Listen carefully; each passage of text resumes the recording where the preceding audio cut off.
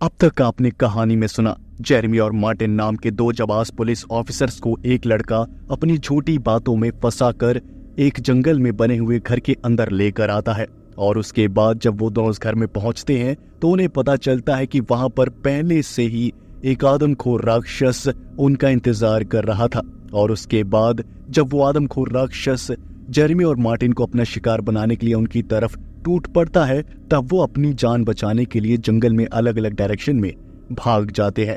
पूरी कहानी सुनने के लिए पार्ट 1 को जरूर सुने, और अगर आपने पार्ट 1 को सुन लिया है तो चलिए अब पार्ट 2 को शुरू करते हैं।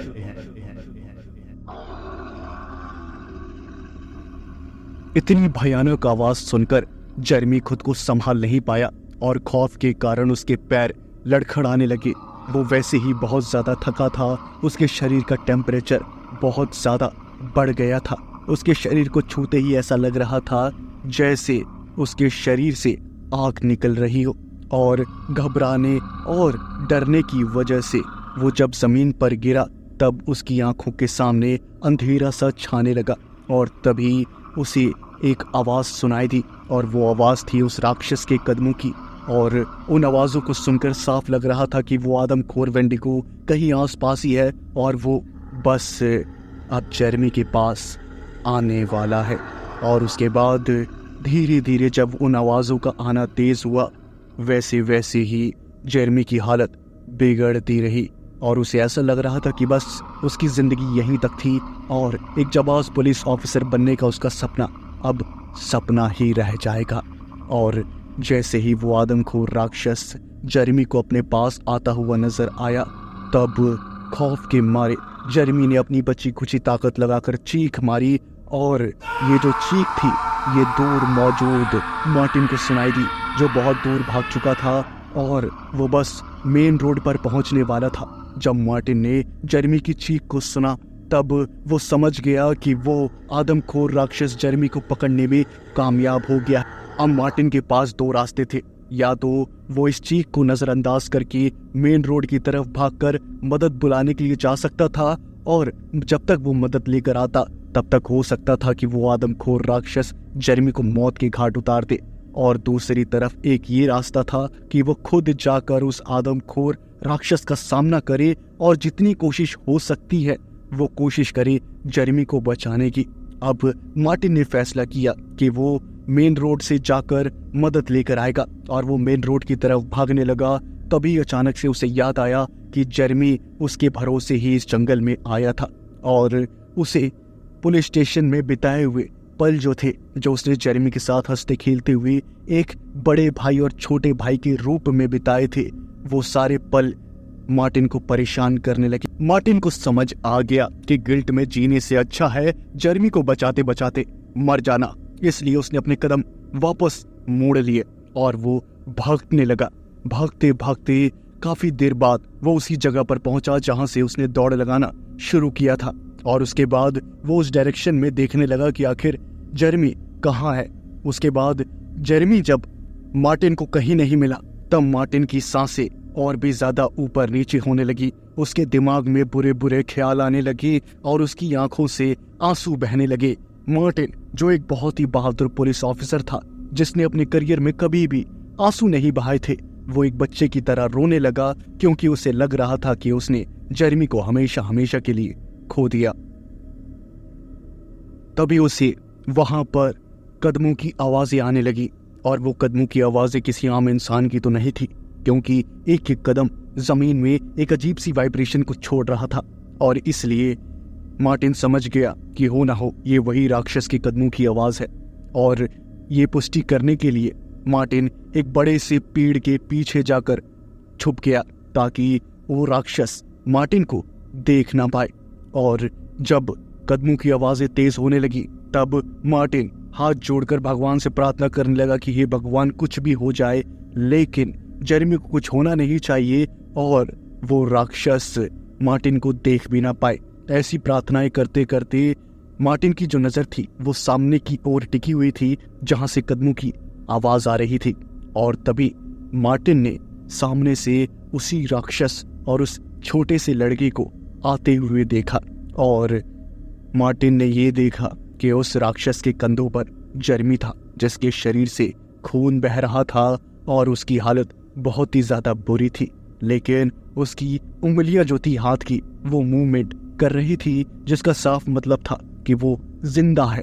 और ये देखकर मार्टिन को थोड़ा सा बस नाम भर का सुकून मिला कि चलो अभी जेरेमी जिंदा है और उसे बचाया जा सकता है। अब मार्टिन चाहता तो वहीं पर आमने सामने की लड़ाई कर सकता था, लेकिन ये एक बेवकूफी होती, क्योंकि वो राक्षस से कुछ ही सेकंड्स में मार्टिन को मौत के घाट उतार सकता था। इसलिए मार्टिन ने जोश से नहीं बल्कि होश से काम लेने का फैसला किया। मार्टिन चुपचाप उस आदमखोर वेंडिगो और उस छोटी लड़के को वहां से जाते हुए देखता रहा और चुपचाप से बिना कोई शोर, बिना कोई आवाज किए एक एक कदम फूक फूक कर रखते हुए वो उन दोनों का पीछा करने लगा। पीछा करते करते मार्टिन को जो लगा था वही हुआ। वो राक्षस अपने घर में जेरेमी को लेकर चला गया और अब जरूर मार्टिन को कुछ ना कुछ करना ही पड़ेगा, वरना कभी भी कुछ भी हो सकता है। मार्टिन ने तुरंत अपना जो कम्युनिकेशन डिवाइस था उससे पुलिस स्टेशन में कांटेक्ट करने की कोशिश करी, लेकिन बदकिस्मती से कम्युनिकेशन डिवाइसेस जो थे वो काम ही नहीं कर रहे थे। और ये पहली बार मार्टिन के करियर में हुआ था। अब मार्टिन के पास सिर्फ एक ही रास्ता था कि वो बस बाकी के पुलिस वालों के आने का इंतजार करे। और मार्टिन को यही लग रहा था कि बाहर जो पेड़ पौधे हैं घने घने, जिनकी वजह से वो छोटा रास्ता बहुत छुपा छुपा नजर आता है, उसी की वजह से कोई पुलिस वाला यहाँ तक पहुंच नहीं पाया। सबको लग रहा होगा कि यहाँ के आगे कोई आ जा नहीं सकता, कोई रास्ता नहीं है, इसलिए सारे पुलिस वाले हो सकता है वहीं से वापस मुड़ गए हों। उसके बाद मार्टिन ने जब ये सारी चीजें सोची, तब वो समझ गया कि उसे जल्द ही जल्द कुछ ना कुछ करना पड़ेगा। अब वो वहां पर जेरेमी को ऐसे छोड़कर भी नहीं जा सकता था, क्योंकि वो राक्षस कभी भी कुछ भी कर सकता था, और अगर राक्षस कुछ भी करता तो मार्टिन को आमने सामने की लड़ाई लेनी ही पड़ती। इसलिए उसके पास ज्यादा समय नहीं था। वो फिर से भागता हुआ उसी जंगल के बाहर निकला और उसने अपने खून से ही एक एरो का निशान बना दिया, ताकि कोई भी अगर वहां पर आए तो उसे पता चल सके कि यहाँ पर एक छोटा सा रास्ता भी है। और जब उसने एरो का निशान बना दिया, तब वो वापस भागता हुआ उस घर के पास आकर खड़ा हो गया। अभी तक मार्टिन सिर्फ दूर से ही नजर रख रहा था, लेकिन जब उसे जेरेमी की चिंता ज्यादा सताने लगी, तब उससे रहा नहीं गया और वो घर के पास चला गया। घर पर जो खिड़कियां थी उनसे वो वापस घर के अंदर झांकने लगा, ताकि जेरेमी का कुछ पता चल सके। और जैसे जैसे वो खिड़कियों को झांकते हुए आगे बढ़ रहा था और वो जब पीछे वाली साइड पहुंचा, तो उसने देखा कि वहां अंदर जेरेमी को एक कुर्सी से बांधा गया था और उसके जो हाथ पैर थे उनमें से बहुत बुरी तरह से खून बह रहा था। और ये देखकर मार्टिन से खुद के जो इमोशन थे वो कंट्रोल नहीं हुए और उसकी आंखों से भी आंसू बहने लगे और वो बहुत ही कम आवाज में सिसकने लगा। तभी अचानक से मार्टिन को पुलिस की कार की सायरन की आवाज सुनाई देती है और उस आवाज को सुनकर मार्टिन बहुत ही ज्यादा खुश होता है कि चलो अब वो और जेरेमी दोनों सेफ हैं और अब मदद आने के बाद उस राक्षस का सामना आसानी से किया जा सकता है। लेकिन जैसे ही खुशी के मारे मार्टिन भागता हुआ सामने की ओर आया, तो उसका जो मुंह था वो लटक सा गया। उसने देखा कि सिर्फ एक पुलिस की कार आई थी और उस पुलिस की कार में सिर्फ और सिर्फ 3 पुलिसकर्मी थे। और ये देखकर मार्टिन का जो गुस्सा था वो 7वें आसमान पर पहुंच गया और वो भागता हुआ आया और उसने कार की हेडलाइट पर एक जोरदार मुक्का मारा। मार्टिन को इतना गुस्से में देखकर अंदर जो पुलिस वाले बैठे हुए थे वो घबरा गए और मार्टिन की हालत भी बहुत ज्यादा खराब थी। वो सारे पुलिस वाले बाहर निकले और मार्टिन ने बोला, तुम बेवकूफ लोग सिर्फ 3 पुलिस वाले आए हो। तुम्हें पता भी है यहाँ कितनी बड़ी प्रॉब्लम हो गई है।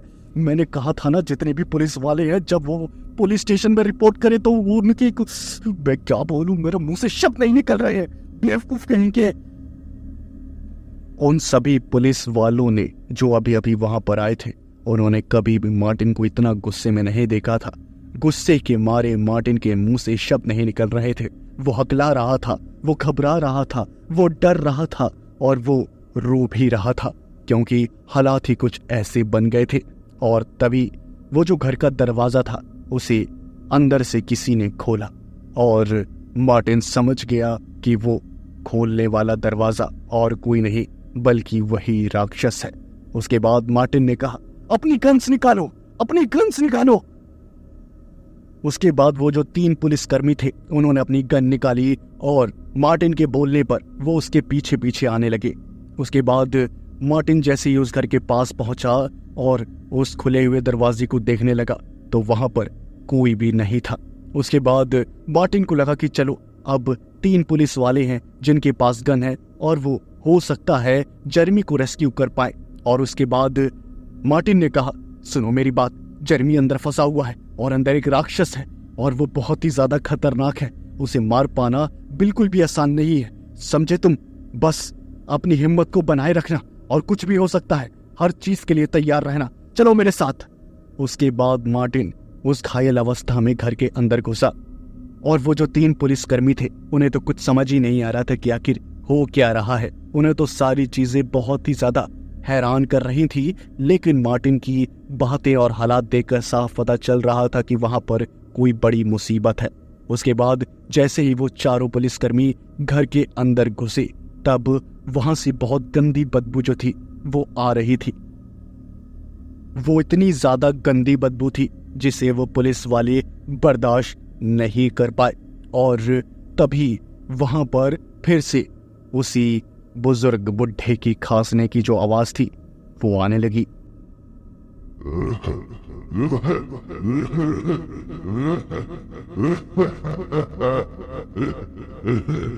और तभी मार्टिन ने उस सीढ़ियों की तरफ देखा तो उस सीढ़ियों से वही बुढ़ा उतरता हुआ आ रहा था और उस बुढ़े को देखकर मार्टिन ने अपनी गन उसकी तरफ पॉइंट कर दी और एक के बाद एक गोलियां जो थी वो उस बुढ़े की छाती में उतार दी।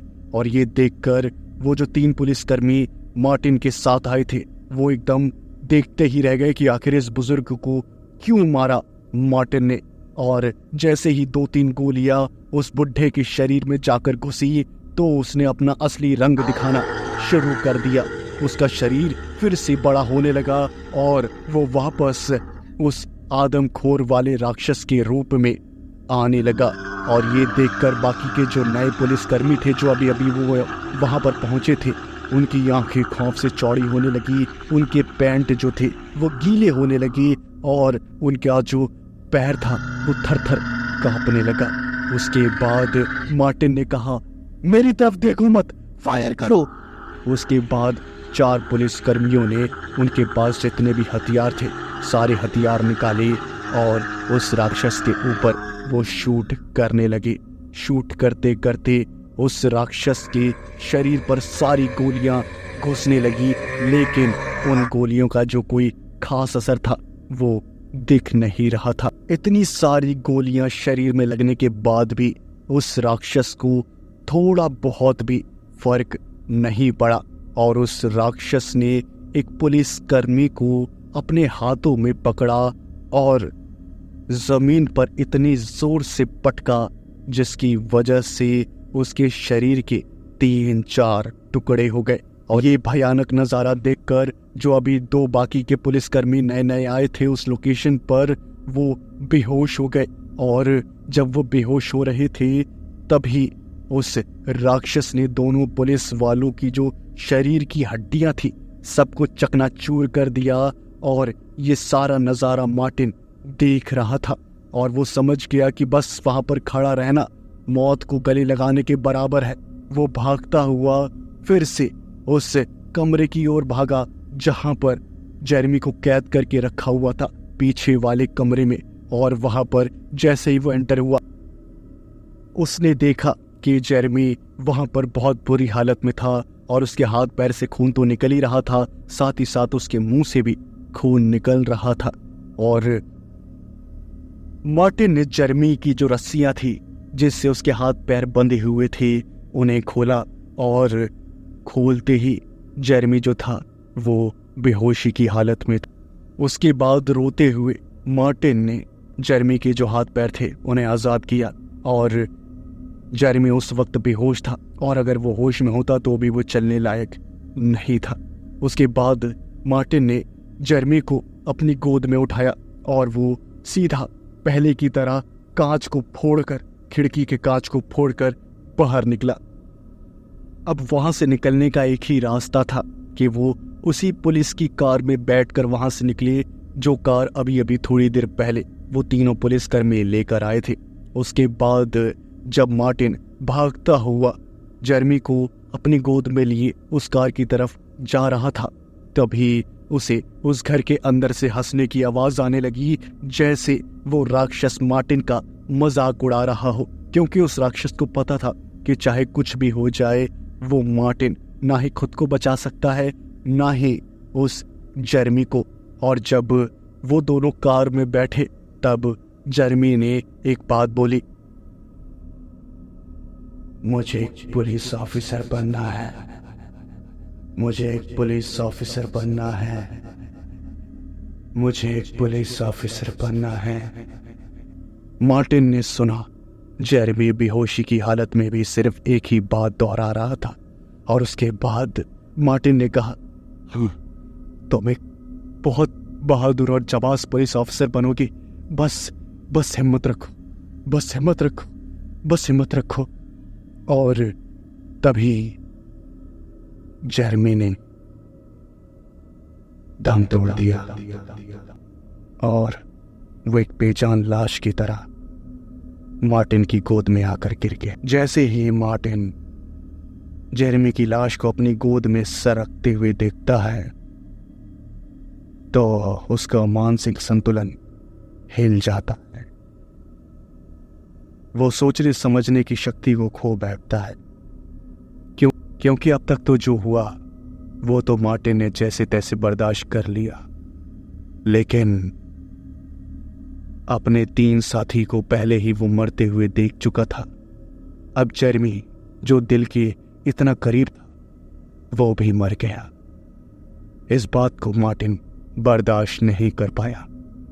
अब मार्टिन ने कार के बाहर देखा तब वो राक्षस उसी पुराने घर के बाहर खड़ा था और पागलों की तरह मार्टिन को देखकर हंस रहा था, और उसकी हंसी साफ साफ गवाही दे रही थी कि उस राक्षस ने मार्टिन को जिंदा छोड़कर भी जान से मार दिया, और अब मार्टिन भले ही अपनी जान वहां से बचाकर भाग ले, फिर भी वो कभी जिंदा खुश नहीं रह पाएगा। अब बस मार्टिन जिंदा रहे या ना रहे उसे इस बात से कोई मतलब नहीं था, लेकिन उसे अगर मरना भी था तो उसे बदला लेकर मरना था। वो अपना मानसिक संतुलन वैसे ही खो चुका था। उसके सारे मोरल्स, उसके सारे सिद्धांत सब मिट्टी में मिल गए थे, और अब सिर्फ और सिर्फ मार्टिन को बदला लेना था। उसने कार को स्टार्ट किया और पूरी स्पीड में उसने कार को उस घर की तरफ बढ़ाया, और उस राक्षस ने जैसे ही कार को अपनी तरफ आते हुए देखा तो वो वहीं पर खड़ा रहा, क्योंकि वो जानता था कि वो कार उसका ज्यादा कुछ बिगाड़ नहीं पाएगी। लेकिन वो गलत था। 200 किलोमीटर पर आवर की रफ्तार से जब उस गाड़ी ने उस राक्षस को टक्कर मारी, तब वो राक्षस उस गाड़ी के साथ साथ काफी आगे तक गया, और उस मार्टिन ने उस गाड़ी को एक पेड़ से जाकर ठोक दिया, जिसकी वजह से उस पेड़ और उस गाड़ी के बीच में आकर उस राक्षस को काफी चोट आई। लेकिन वो चोट जो थी वो उस राक्षस को रोकने के लिए काफी नहीं थी, और ये बात मार्टिन अच्छे से जानता था। इसलिए उसने अपनी कार को बैक लिया और वापस फिर से पूरी रफ्तार के साथ उसने एक और टक्कर मारी, और तब तक टक्कर मारता गया जब तक उस कार की काफी बुरी हालत नहीं हो गई। 3-4 टक्कर मारने के बाद भी मार्टिन का जो मन था वो नहीं भरा, और वो बस लगातार टक्कर पे टक्कर उस राक्षस को मारे जा रहा था। वो उस राक्षस को संभलने का मौका भी नहीं दे रहा था, और 8वीं टक्कर में उस गाड़ी का जो पेट्रोल टैंक था वो लीक कर गया और उसमें से पेट्रोल निकलने लगा। और तभी मार्टिन के चेहरे पर एक बहुत ही प्यारी स्माइल आई। उस राक्षस ने इतनी टक्करें खाने के बाद भी बोला, तुम मुझे नहीं मार सकते, उस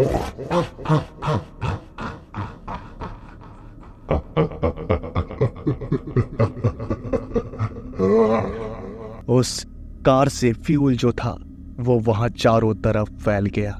मार्टिन ने कार की स्टीयरिंग जो थी उसके पास एक लाइटर को देखा और उस लाइटर को देखते ही मार्टिन के चेहरे पर एक स्माइल आई। और वो जो स्माइल थी उस समय वो स्माइल उस राक्षस की स्माइल से भी ज्यादा डरावनी थी।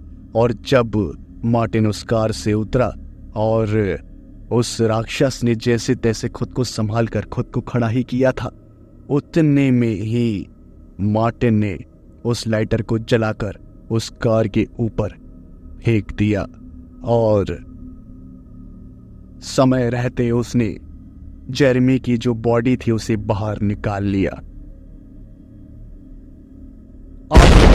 वजह से उस कार में एक बहुत ही भयानक एक्सप्लोजन हुआ जिसके शॉक वेव से मार्टिन और उसके हाथ में जो जेरेमी की बॉडी थी वो दोनों काफी दूर गिरे। मार्टिन की जो पीछे वाली साइड थी वो बहुत बुरी तरह से जल गई थी, लेकिन मार्टिन जिंदा बच गया था। और देखते ही देखते वहां पर आग जो थी वो धीरे धीरे काफी बड़े एरिया में फैल गई और वहां से धुआं उठने लगा। उसके बाद जब धुआं उठने लगा तब वहां पर हेलीकॉप्टर से पानी गिराया गया और उससे आग की चपेट में आकर वो राक्षस भी मौत की नींद हमेशा के लिए सो गया। मार्टिन जब उस राक्षस की चीखें सुन रहा था तब उसके दिल में एक अलग सा सुकून उसे मिल रहा था। और अब धीरे धीरे मार्टिन की आंखें भी बंद हो रही थी और उसे इस बात की कोई परवाह नहीं थी, क्योंकि उसने जेरेमी और अपने जो बाकी के पुलिसकर्मी थे उनका बदला ले लिया था और उसने खुद को एक बहादुर पुलिसकर्मी साबित कर दिया था, क्योंकि अब उस शहर में किसी की भी जान को कोई खतरा नहीं था।